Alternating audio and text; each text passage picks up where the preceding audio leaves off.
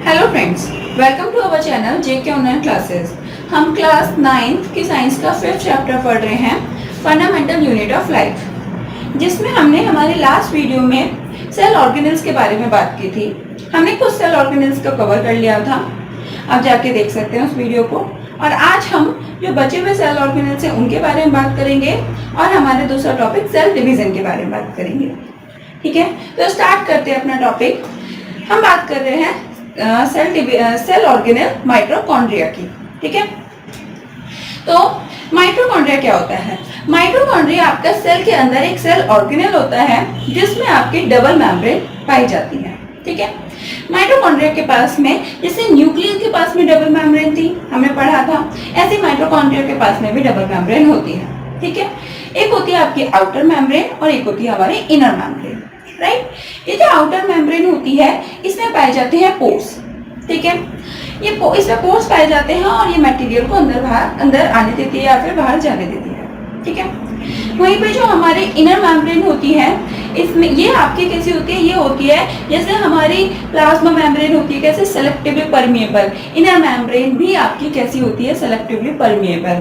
और ये होती है, ये आपकी फोल्डेड होती है। ठीक है, ये हमें दिख रहा है यहाँ पे माइटोकॉन्ड्रिया का स्ट्रक्चर दिख रहा है।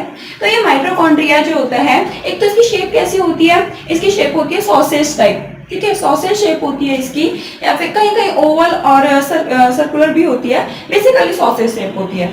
ठीक है, अब ये जो शेप होती है इसमें क्या होते हैं? आपके दो मेम्ब्रेन होती है। ठीक है, ये रही आउटर मेम्ब्रेन, ये रही इनर मेम्ब्रेन। ये जो आउटर मेम्ब्रेन है इसमें पोर्स पाए जाते हैं।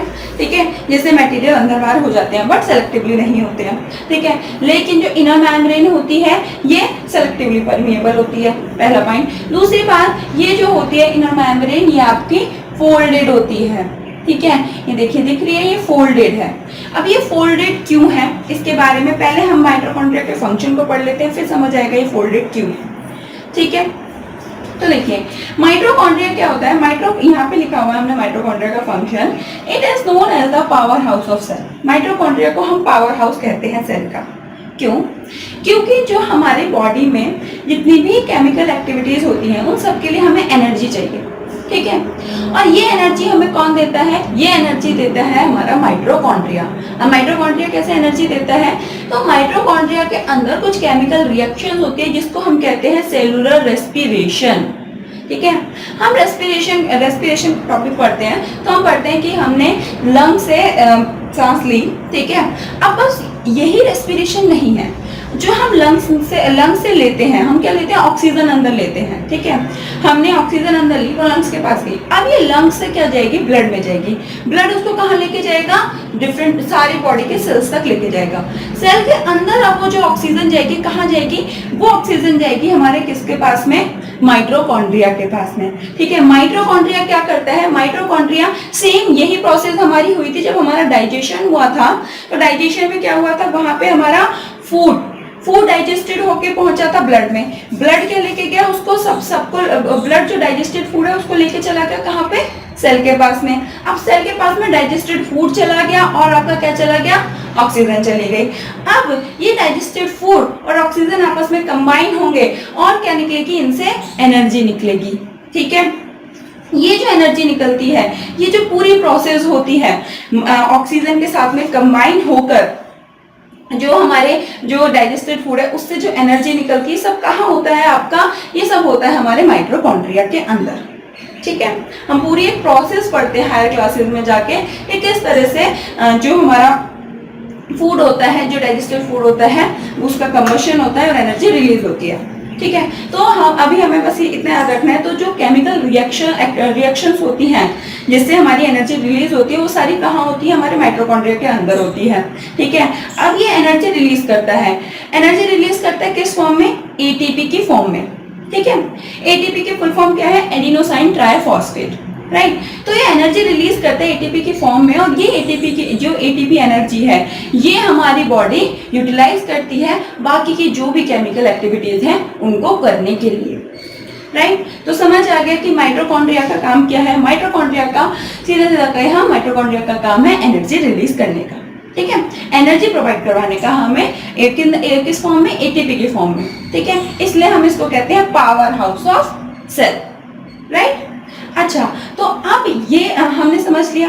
अब हम बात करते हैं कि जो हमारी इनर मेम्ब्रेन है ये फोल्डेड क्यों है।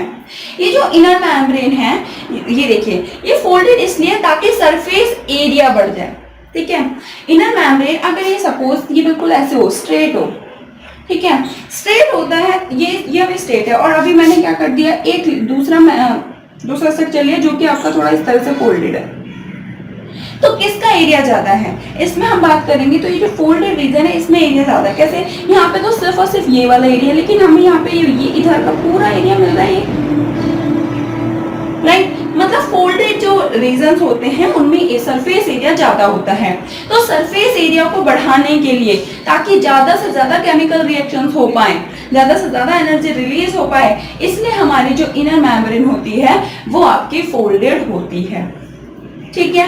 तो हमें समझ आ गया कि माइटोकॉन्ड्रिया के पास में दो मेम्ब्रेन है, आउटर एंड इनर। इनर वाली जो होती है वो फोल्डेड होती है, ठीक है। क्यों होती है, ताकि ज्यादा से ज्यादा एनर्जी रिलीज करे, क्योंकि माइटोकॉन्ड्रिया का काम है एनर्जी रिलीज करने का, राइट। अब ये जो मेम्ब्रेन है, हमारी इनर मेम्ब्रेन होती है, इसके बीच में जो गैप होता है वो फिल्ड होता है किससे, आपका वो फिल्ड होता है हमारा एक फ्लूइड से फिल होता है जिसको हम मैट्रिक्स कहते हैं, ठीक है। ये हमारा यहाँ पे जो ये मेम्ब्रेन ये आपका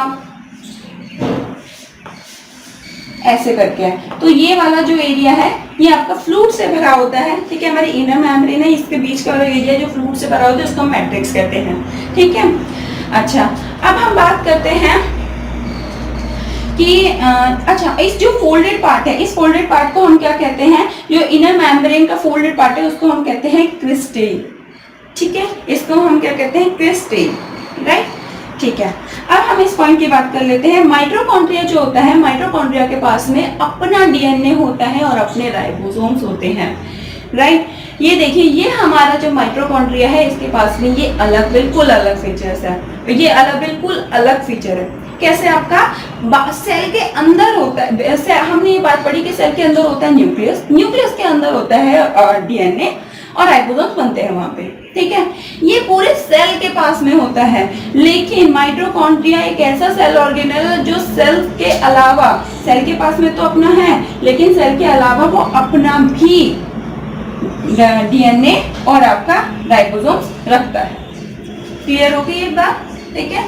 तो ये हम याद रखेंगे, क्वेश्चन हमसे ऐसे पूछता है कि कौन सा ऐसा सेल ऑर्गेनेल जिसके पास में अपना जेनेटिक मटेरियल होता है, तो हम लिख देंगे कि माइटोकॉन्ड्रिया। और एक और है जिसके जो अभी आएगा हमें, जिसमें नेक्स्ट के बारे में बात करनी है, जो है प्लास्टिड, उनके पास में भी हमारे क्या होते हैं, अपना जेनेटिक मटेरियल होता है, ठीक है। तो हमारे सेल के अंदर सिर्फ दो ऐसे सेल ऑर्गेनेल हैं जिसके अंदर अपना जेनेटिक मटेरियल होता है। क्या, कौन कौन से, एक तो है माइटोकॉन्ड्रिया और एक है प्लास्टिड, ठीक। तो आई होप यहाँ तक आपको माइटोकॉन्ड्रिया पूरा समझ आ गया है। ये था हमारा माइटोकॉन्ड्रिया। अब हम बात करते हैं हमारे नेक्स्ट सेल ऑर्गेनेल जो कि है प्लास्टिड। चलिए अब हम बात करते हैं हमारे अगले सेल ऑर्गेनेल जिसका नाम है प्लास्टिड, ठीक है। प्लास्टिड जो होते हैं they are only present in plant cell, ठीक है। प्लास्टिड होते हैं हमारे सिर्फ और सिर्फ प्लांट सेल में पाए जाते हैं, एनिमल सेल्स में नहीं पाए जाते, राइट। प्लास्टिड के पास में अपना डीएनए होता है और अपना राइबोसोम्स होते हैं। हमने अब डिस्कस किया कि माइटोकॉन्ड्रिया के पास में और प्लास्टिड के पास में अपने डीएनए होते हैं और अपने राइबोसोम्स होते हैं। तो अगर क्वेश्चन ये आता है, हमारे एनसीईआरटी में क्वेश्चन भी है ये कि नाम लिखिए कौन से ऐसे सेल ऑर्गेनेल्स हैं जिनके पास में अपना जेनेटिक मटेरियल होता है, ठीक है। तो आप लिख देंगे जेनेटिक मटेरियल मतलब डीएनए, राइट। तो आप लिख देंगे कि प्लास्टिड एंड माइटोकॉन्ड्रिया, ठीक है, इनके पास में अपना जेनेटिक मटेरियल पाया जाता है, ठीक है। अच्छा, चलिए अब हम बात करते हैं कि प्लास्टिड जो होते हैं वो हमारे दो टाइप के होते हैं, एक होते हैं कलर प्लास्टिड और एक होते हैं नॉन कलर प्लास्टिड, ठीक है। कलर प्लास्टिड का नाम होता है क्रोमोप्लास्ट और नॉन कलर प्लास्टिड को हम कहते हैं ल्यूकोप्लास्ट, ठीक है। जो हमारे कलर प्लास्टिड होते हैं ये भी आपके दो टाइप के होते हैं, एक होता है आपके ग्रीन कलर प्लास्टिड और एक होते हैं हमारे नॉन ग्रीन कलर प्लास्टिड, ठीक है। जो हमारे ग्रीन कलर के जो क्रोमोप्लास्ट होते हैं इनका नाम होता है आपका क्लोरोप्लास्ट, ठीक है। इनके अंदर आपका ग्रीन कलर का पिगमेंट पाया जाता है जिसको हम कहते हैं क्लोरोफिल, राइट। ये हमारे इंपॉर्टेंट साइट होती है आपकी फोटोसिंथेसिस के लिए। फोटोसिंथेसिस क्या है? फोटोसिंथेसिस हम बचपन से पढ़ते आए हैं, जो हमारे पेड़ों में खाना बनाने की जो प्रोसेस होती है ना, प्लांट्स में जो खाना बनाने की पूरी प्रोसेस होती है उसको हम फोटोसिंथेसिस कहते हैं। ठीक है, तो ये होती कहाँ पे है फोटोसिंथेसिस? आपकी फोटोसिंथेसिस होती है लीव्स में। लीव्स में क्या पाया जाता है आपका? लीव्स में पाए जाते हैं क्लोरोप्लास्ट। क्लोरोप्लास्ट में क्या पाया जाता है आपका? क्लोरोप्लास्ट में एक पिगमेंट पाया जाता है क्लोरोफिल, राइट। तो ये आपकी इंपॉर्टेंट साइट होती है फोटोसिंथेसिस के लिए। ठीक है, ओके। अब हम बात करते हैं हमारा नॉन ग्रीन कलर प्लास्टिड के बारे में। तो ये हमारे ग्रीन कलर के अलावा जैसे येलो, रेड, ऑरेंज, ये जो कलर्स होते हैं ये भी हमारे, हमने प्लांट्स में देखा है ना, ये भी कलर्स पाए जाते हैं हमारे।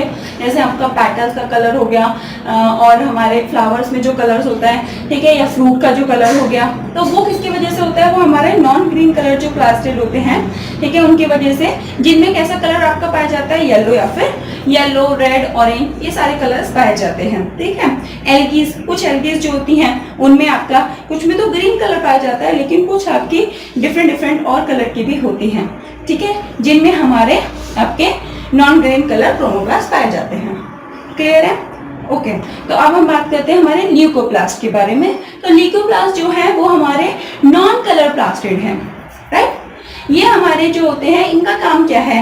नॉन कलर है, तो ये हमारे वहां पे पाए जाते हैं जहाँ पे सन की लाइट नहीं पड़ती है। ठीक है, क्योंकि इनका कोई काम नहीं है लाइट से, यहाँ पे तो काम है, ठीक है, पर इनका कोई काम नहीं है। बेसिकली इनका काम क्या है? इनका काम है आपका स्टोर करने का। ठीक है, प्लांट ने इतना सारा कुछ बना लिया, अपना खाना वाना बना लिया, अब वो सारा का सारा कहाँ स्टोर होता है? तो वो स्टोर होता है हमारा ल्यूकोप्लास्ट में। और कहाँ पे स्टोर होता है? हमने पढ़ा था आगे, वैक्यूल में भी स्टोर होता है प्लांट्स में, ठीक है, और हमारे ल्यूकोप्लास्ट में भी स्टोर होता है, राइट। तो जैसे स्टार्च, ऑयल्स, प्रोटीन ग्रेन्यूल, ये सारे के सारे हमारे ल्यूकोप्लास्ट में स्टोर होते हैं। ठीक है, तो ये था हमारा प्लास्टिड, राइट। तो यहाँ पे हमारे सेल ऑर्गेनल्स खत्म होते हैं। हमने सारे सेल ऑर्गेनल्स को डिस्कस कर लिया है। अब हम बात करते हैं हमारे नया टॉपिक सेल डिवीजन के बारे में।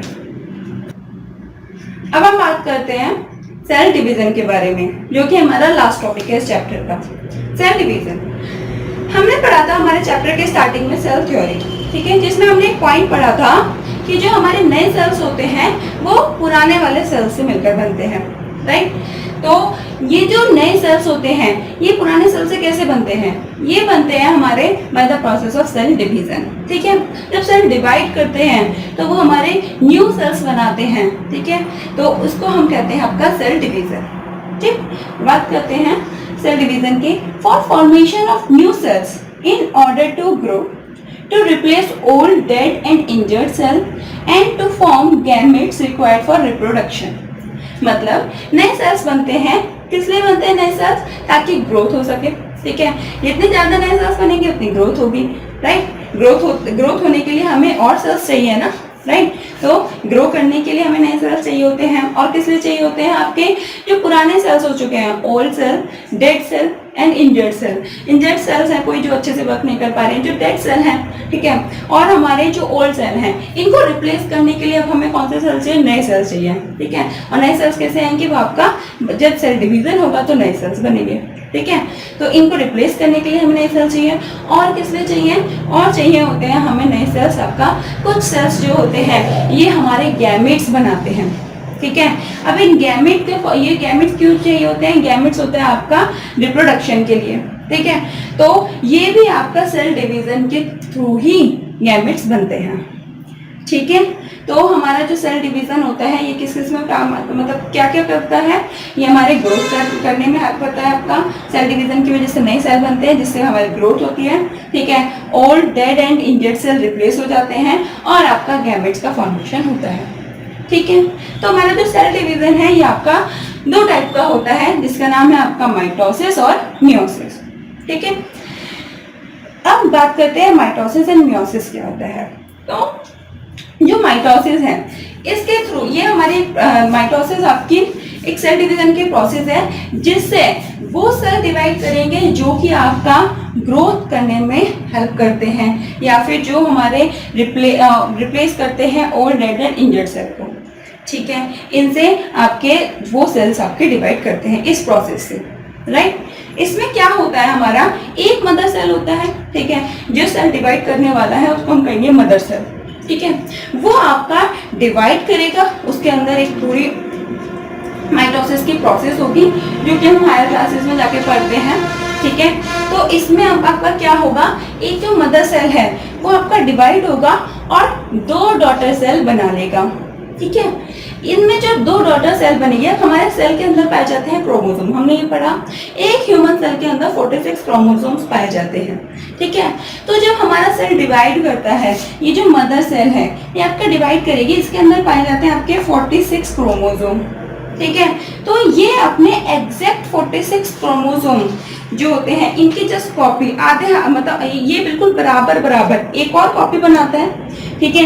यहाँ पे माइटोसिस जब हो रही होती है सेल के अंदर तो ये 46 क्रोमोसोम की कॉपी बनाता है, ठीक है, कॉपी बनाता है। और एक आपका अब इसके पास में कितने हो गए, 46 दो पेयर, मतलब 2 सेट हो गए क्रोमोसोम के, 46 क्रोमोसोम एक और 46 क्रोमोसोम एक, ठीक है। अब ये क्या करेगा, ये डिवाइड करेगा 2 डॉटर सेल में और दोनों को दे देगा आपका कितने, 46 क्रोमोसोम्स, ठीक है।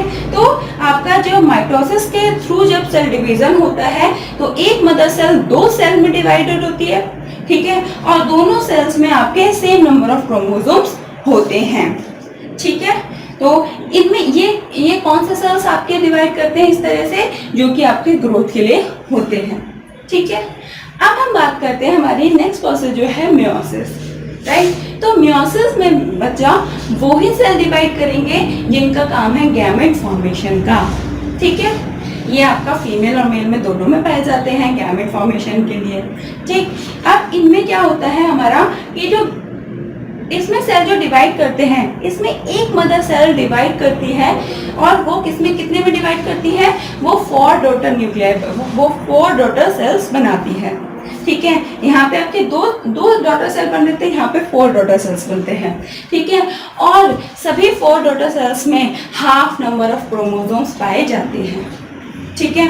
देखिए हमने यहाँ पे बात करी थी, यहाँ पे 46 बिल्कुल सेम पाए जा रहे थे जितने पेरेंट्स में होते हैं, ठीक है, लेकिन यहाँ पे हाफ हो जाते हैं, ठीक है। पहले मदर सेल में 46 ही है, ठीक है, क्योंकि ह्यूमन सेल्स में आपका 46 क्रोमोसोम पाए जाते हैं, बट जब वो डॉटर सेल बना लेते हैं तब उनमें क्या होता है, हाफ नंबर ऑफ क्रोमोसोम होते हैं। वो कैसे, देखिए इसमें क्या होता है हमारा, पहले बात तो क्यों हो रहा है, हाफ ही क्यों हो रहा है। यहाँ पे हमारे अभी मैंने बात करी कि मेल में भी पाया जाता है, फीमेल में भी पाए जाते हैं, और जब मेल और फीमेल ये किसने हैं, ये बन किसने रहे, गैमेट, रिप्रोडक्शन के लिए। तो रिप्रोडक्शन में क्या होता है, या मेल गैमेट और फीमेल गैमेट आपस में फ्यूज होते हैं, तभी तो एक नया आपका ऑर्गेनाइज्म का फॉर्मेशन होता है, ठीक है, तभी तो रिप्रोडक्शन की प्रोसेस होती है, ठीक। तो एक मेल और फीमेल को 2 को आपस में फ्यूज करना है, राइट। तो उनके जितने भी क्रोमोसोम्स हैं वो भी आपस में एक में फ्यूज होंगे जाकर, ठीक है।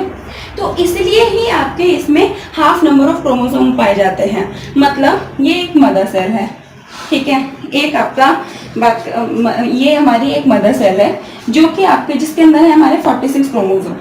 अगर ये हमारे डॉटर सेल के पास में भी 46 क्रोमोसोम दे दे, ठीक है, और यहाँ पे ये सपोज ये फीमेल में है, ये फीमेल गैमेट है, यहाँ पे हमारे मेल गैमेट है, ठीक है। मेल गैमेट में भी सेम वही डिवीजन हुआ, ठीक है, और यहाँ पे भी डॉटर सेल में आपका कितना आ गए, 46 क्रोमोसोम आ गए, यहाँ पे भी 46 क्रोमोसोम है। जब ये आपस में फ्यूज करेंगे तो ये तो हमारे कितने, ये जब 46 आपस में फ्यूज करेंगे तो आपका कितने बन गए, 92 क्रोमोसोम बन गए हमारे, ठीक है। पर ऐसा तो पॉसिबल ही नहीं है, क्योंकि एक ह्यूमन सेल्स में कितने क्रोमोसोम पाए जाते हैं, 46 पाए जाते हैं।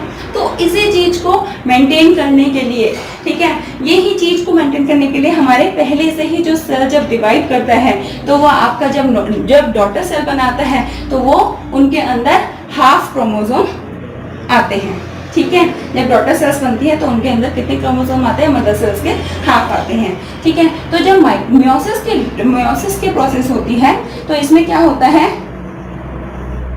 एक मदर सेल है, ठीक है ना, इसमें बिल्कुल माइटोसिस की तरह होगा।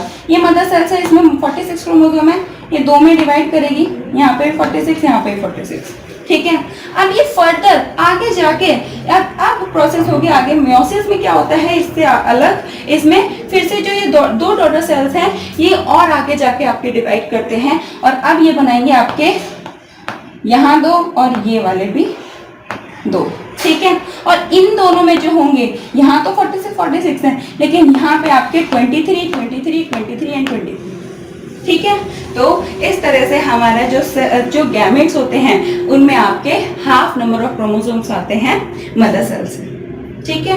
तो ये पूरा था हमारा, ये किस लिए, ये मियोसिस होती है किस लिए, आपका रिप्रोडक्शन के लिए, ठीक है, ताकि गैमेट फॉर्मेशन हो सके और रिप्रोडक्शन हो सके, ठीक है। तो आई होप यहाँ पे हमने डिफरेंस भी लिखा हुआ है, देखिए मियोसिस और माइटोसिस और मियोसिस का आपको डिफरेंस भी मिल गया, ठीक है। तो ये था हमारा पूरा टॉपिक सेल डिवीजन और यहाँ पे हमारा चैप्टर खत्म होता है। अगर आपको हमारी वीडियोस पसंद आ रही है, ठीक है, अगर आपको हमारा पढ़ाया हुआ समझ आ रहा है तो प्लीज़ हमें कमेंट करके बताइए, हमारी वीडियो को लाइक कीजिए, हमारे चैनल को सब्सक्राइब कीजिए और इसे ज़्यादा से ज़्यादा अपने फ्रेंड से शेयर कीजिए। और अगर आपको इसके क्वेश्चन आंसर चाहिए तो हमें प्लीज़ कमेंट करके बताइए, हम वो भी हमारे एक वीडियो में डिस्कस करेंगे, ठीक है। Thanks for watching.